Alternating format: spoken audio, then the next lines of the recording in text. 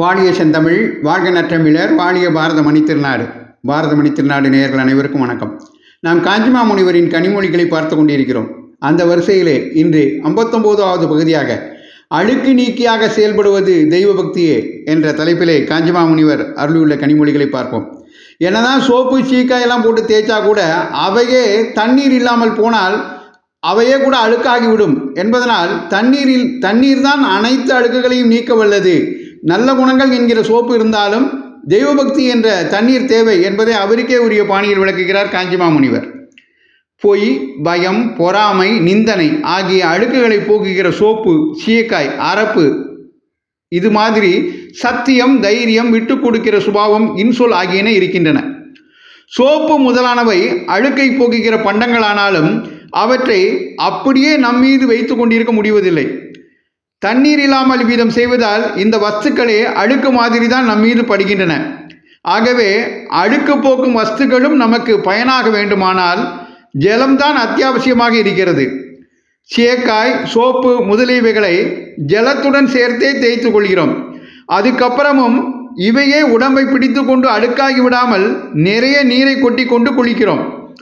இப்படியே நம் மன அழுக்கை போக்குகிற நல்ல குணங்கள் பல இருந்தாலும் கூட பக்தி என்கிற வேறொரு ஜலம் இல்லாவிட்டால் இந்த நல்ல குணங்கள் மாத்திரம் நமக்கு மன தூய்மையை கொடுக்க மாட்டார்.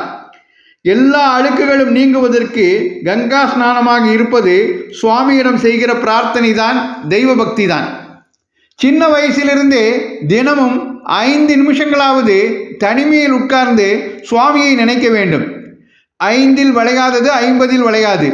எனவே இப்போதே இந்த நல்ல பழக்கத்தை ஆரம்பித்து விட வேண்டும். முதலில் நமக்கு நேராக எல்லா நன்மைகளும் செய்து வருகிற தாய் தந்தையரையும் ஆசிரியரையும் மனதில் நினைத்து வணங்க வேண்டும். பிறகு உலகம் முழுவதற்கும் எறும்பிலிருந்து நம் அப்பா தாத்தா உட்பட எல்லாருக்கும் தாயும் தந்தையுமாக இருக்கிற சுவாமியை நினைக்க வேண்டும். ஒரு நாள் குளித்தால் போதாதல்லவா, தினம் தினம் குளிக்க வேண்டும் அல்லவா? அதுபோல மன அழுக்கு புதிதாக சேருமாதலால் அன்றென்றும் பிரார்த்தனை செய்து மனத்தை சுத்தப்படுத்தி கொள்ள வேண்டும்.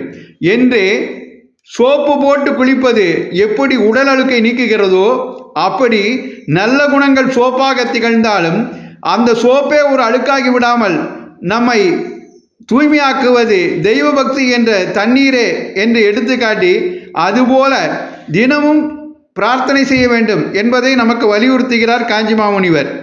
இந்த பகுதியை தொடர்ந்து கேட்க பாரத மணித்திருநாடு சேனலை தொடருங்கள் என்று கேட்டுக்கொள்கிறேன். நன்றி, வணக்கம், ஜெய் ஹிந்த்.